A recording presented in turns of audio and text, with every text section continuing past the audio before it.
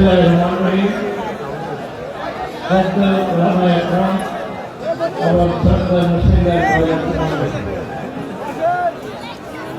মাহফিলের আজকে শেষ দিন। আমরা সবাই এখানে হেদায়েতের জন্য এসেছি।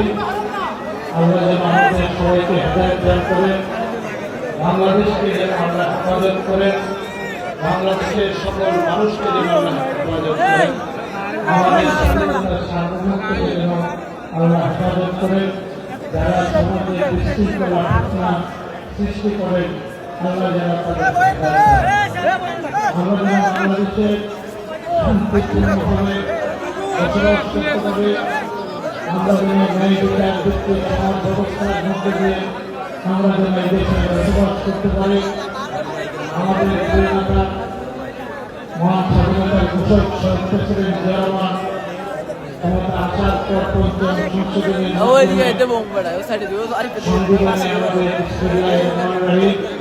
মহান আল্লাহর প্রতি অবিচল আস্থা বিশ্বাস এবং ন্যায় বিচার ভিত্তিক সমাজ ব্যবস্থা গড়ার যে শব্দগুলো সংবিধানে উনি সংযোজন করে দিয়েছিলেন, এই শব্দগুলো পরবর্তী পর্যায়ে সংবিধানে থাকে না।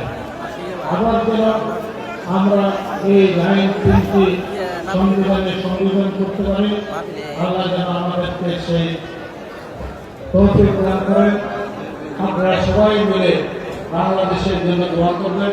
এখানে বাইরে গিয়ে আমি একটি কথা বলবো, আমাদের প্রিয় নেত্রী যখন খুবই অসুস্থ, আপনারা যারা এখানে আছেন সবাই ওনার জন্য দোয়া করবেন।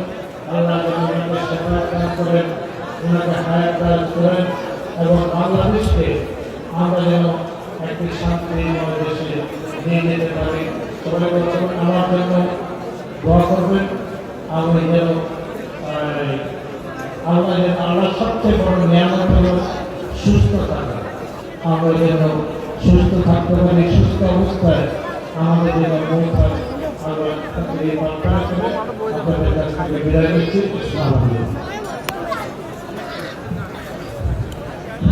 সম্মানিত হাজিরিন,